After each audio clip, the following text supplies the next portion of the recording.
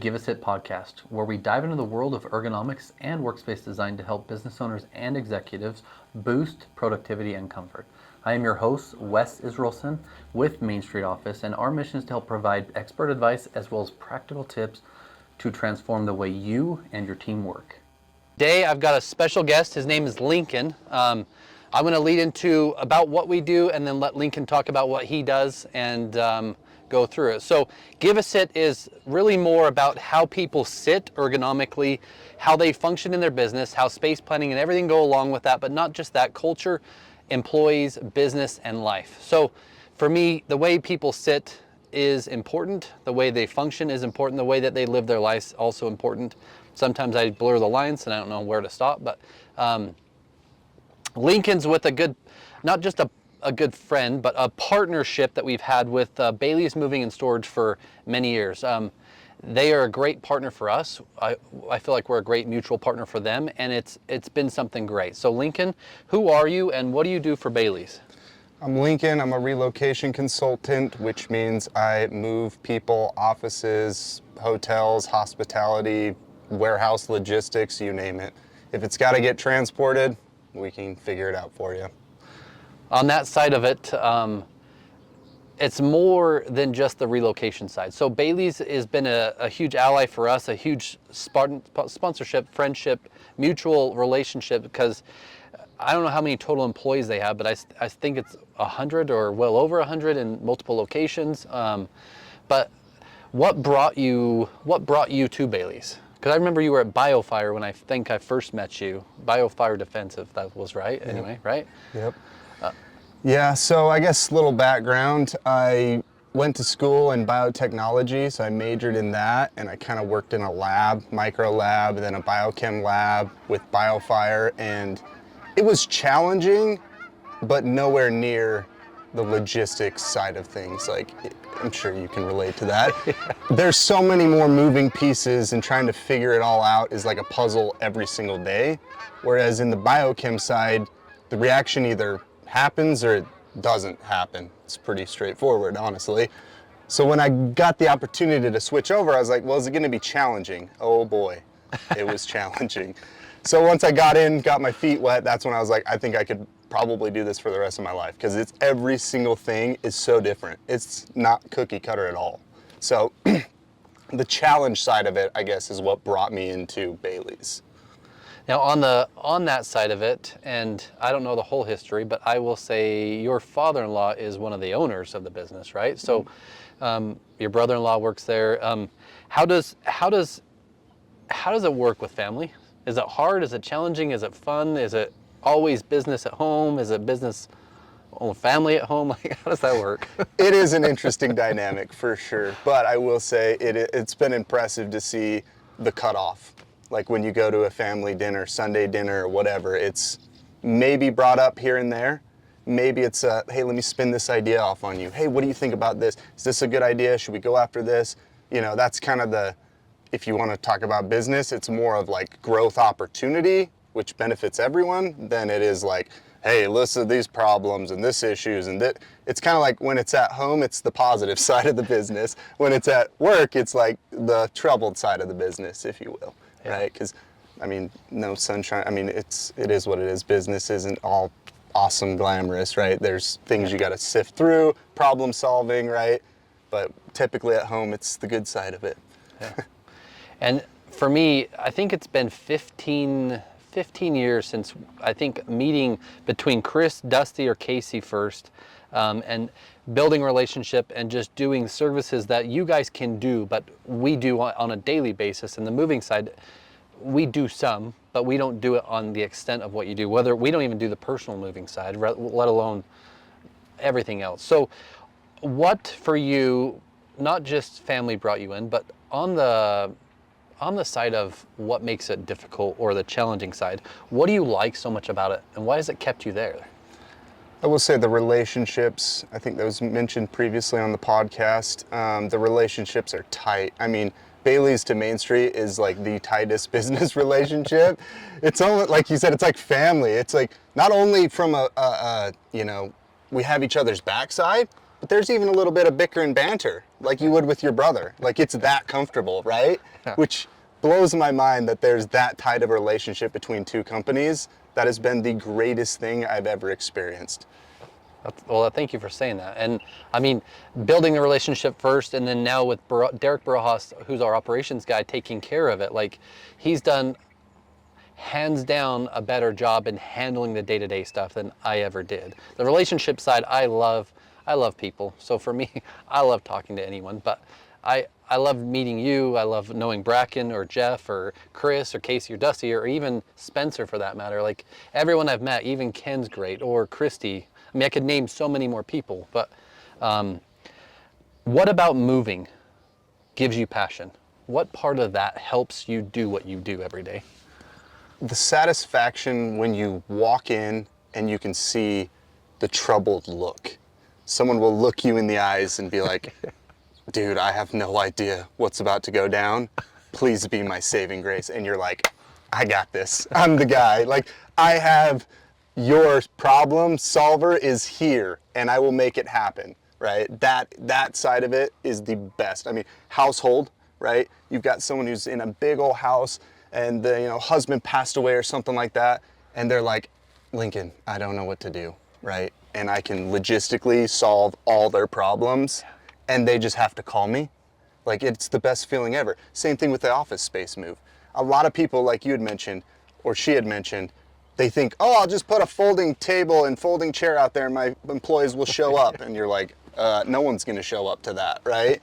You get to be the problem solver where you're like, check this out. Not only am I gonna make it fit, but when you walk in, you're gonna go, wow, this looks nice, right? You're the problem solver. It's fantastic. It's like, that's what makes you keep coming back, is being the guy that's like, that's my guy. He can take care of it. I don't have to worry about it. Yeah. That's what makes me keep coming back. And I mean, speaking of, we are at Pineview Reservoir on the boat, and you may not be able to see all the houses, but there's a lot of big houses around here that people have probably moved into or moved out of. What would be the one thing, why would people need to call you, especially whether it's household or commercial? What's one thing that you for sure know that, like, is it the relocation side? Is it the transportation side? Is it the amount of guys side? Is it the way you guys take care of them? Like, what's one thing that someone today watching who's having to move, why should they reach out to Lincoln, or why should they reach out to Bailey's? I'd say it's kind of a mix of a little bit of everything to the most part, right? You've got these immaculate, beautiful houses. You can only imagine what's inside of them, right?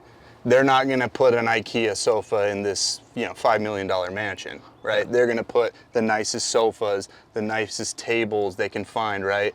You're gonna need a high quality mover that can make sure it's not gonna get damaged. And if it is gonna get damaged, that will insure it and make sure that we will fix anything we've broken. Not a lot of movers do that. And I think that's the I don't know what you'd call it, the miscommunication in the moving industry, is that your mover's gonna move you across the country, break all your stuff, and then go, your problem, not mine, right? We won't do any of that. We'll make sure it gets there in one piece, right? We offer services like disassembly, reassembly, crating if it needs to be, right? We've created statues, pictures, anything of high value, custom wooden crates built. I mean, we give them the full experience of getting something moved, as well as capability, right? There's not, I mean, we're pretty far out. I mean, we're in the mountains, lake, a lot of these are dirt roads. Who's gonna be able to get up there and get them moved? Yeah. Right? Who's gonna get a 53-foot semi up that road? Right, exactly. And so we are the logistic problem solvers. We're the ones that are able to get smaller trucks, shuttle it down to a bigger truck, crate it, protect it, all that stuff.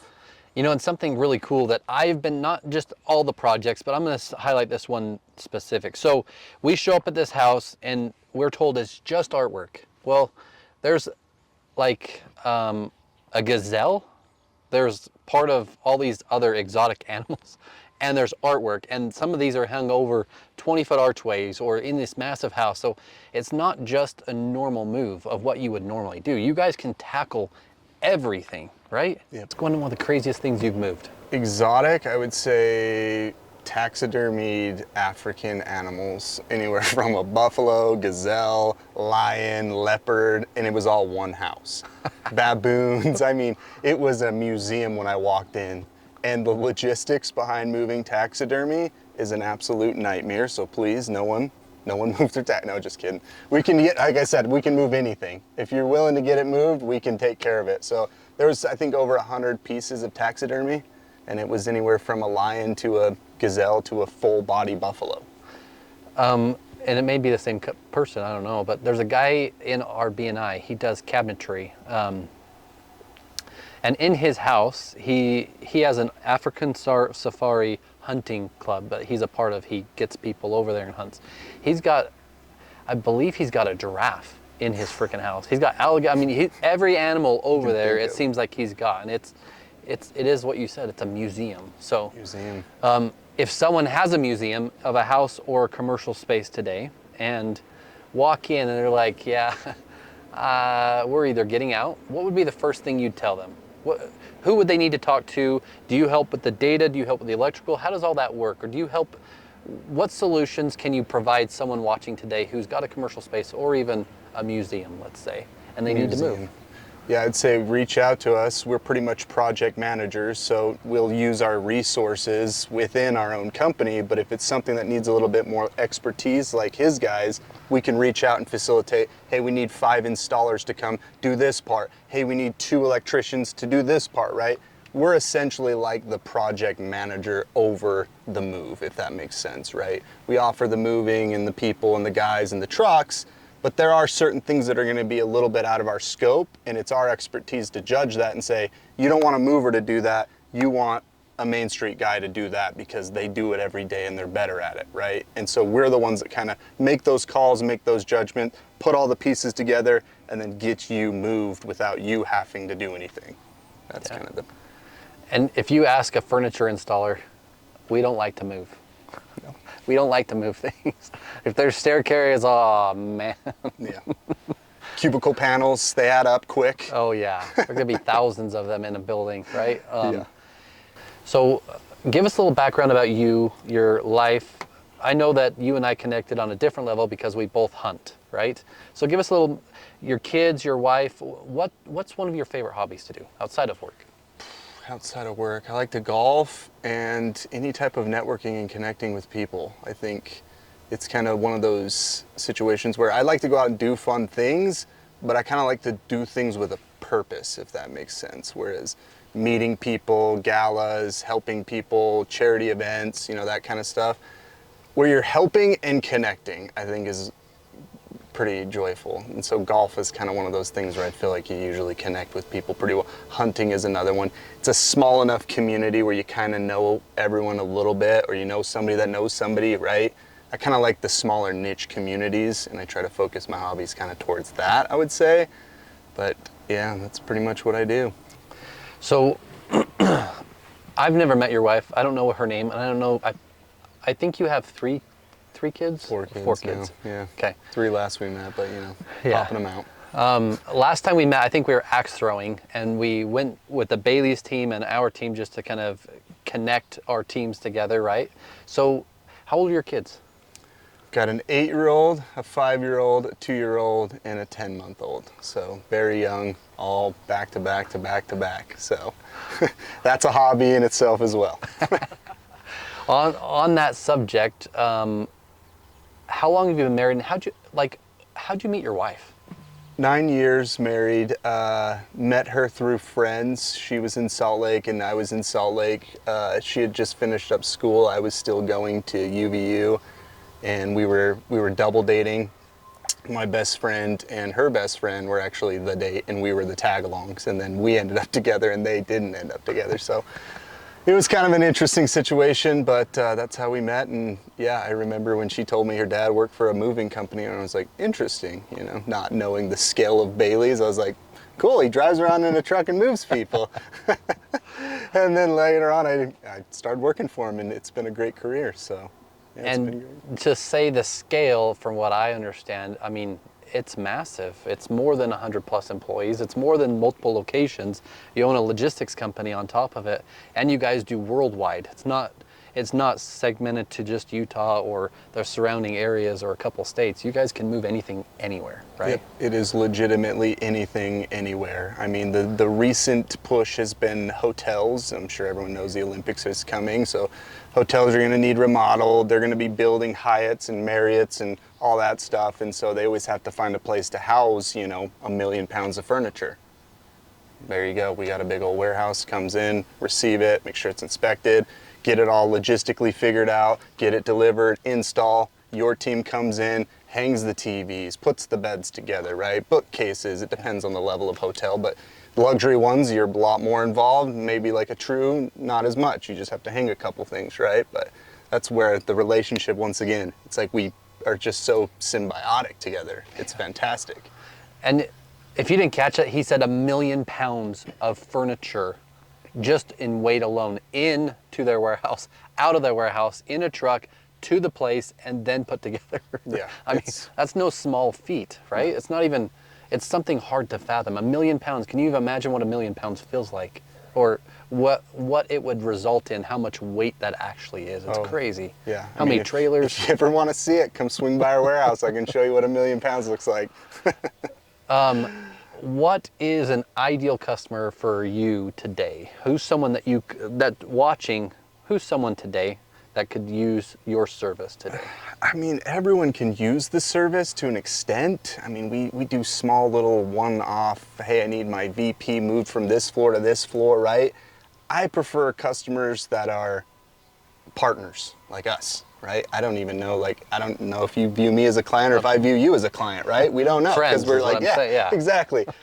I view that. I do a lot of work with interior designers, and the ones I love to work with most are ones that are willing to meet, sit down and go, hey, we had an issue here, work it out together. Not, hey, you guys are the problem, fix it, right? I like people that I can go to and say, let's go catch lunch, sit down face to face, figure out the problem, right? I'd love to say every single thing goes perfect and dandy, but let's be honest, hands up, it doesn't. But ideal client is someone who wants to work with us, not like we're just the resource, kind of like they just are, oh, okay, you're just the mover, get it done. If it's screwed up, it's your fault, da-da-da-da-da. Someone who wants to team up and actually build their business, because we want to assist in building the business as well, because the more you grow, the more you're going to ship furniture to us, so it's beneficial for both of us. So I always try and preach to the interior designers that we're a team. If we have an issue, let's meet and talk about it in person. Let's not just try and skirt around the issue.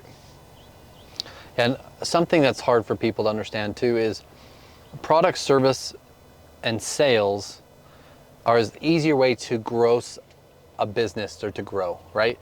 When we talk about what Bailey's does as a business, it's not just, it's not necessarily products, it's all service. Service. The service side is something that is relational, right? Mm-hmm. It's years of time, it's commitment level, because you also have to be able to service people for them to keep coming back to you to bring existing back. So do you know how long Bailey's has been in business? 70 plus years as a mover, but like you had mentioned, I'd have to go look at it. It's started out as a moving company, but then there's the logistics company, there's the fulfillment, there's the freight, there's the distribution. there's so many different branches of it. You'd have to go back and look at when each one kind of branched off and started its own journey. And I feel like everyone at Bailey's is a friend, a good friend. Jeff Hershey, who's at Bailey's, he's a really good friend, I'd say. I've watched him grow in the time I've known him, but he services and has helped service, not with him alone, but I think Janelle does some, but the Church of Jesus Christ, you guys do worldwide for them, right? Oh yeah. That's a massive scale. That is a massive scale. Jeff Hershey that is his baby, so to speak, right? And now he's taking a different role as COO and kind of had to step away from it and kind of hand it off a little bit. And I think it literally tore a little part of his heart out when that happened, because like you had mentioned, he had taken that so personally and done such an amazing job at facilitating everything the church, any request, anything they need, we'll figure it out, we'll get it done. He's been that guy for so long for the church. Yeah, and the reason I bring it up is you have to build a relationship to have a client like that continue to use you, not just in the vicinity, but around the world, right? And you guys are in every country doing stuff for whatever the church is doing. So it's a massive scale that Bailey's and their team can take care of. We are a great partner. We do the technical side. They do all of the other technical side of the moving, whether it's rigging or electrical. There's certain things that we don't even understand, and we call them for your guys' expertise. So I just want to say thanks for being a part of the podcast. Thank you. And great. Thanks for the friendship. Yeah. Yeah. Pleasure. It's been great working with you guys. Until next time, sit right, feel great, and achieve more. This is Wes Israelson with Give a Sip Podcast.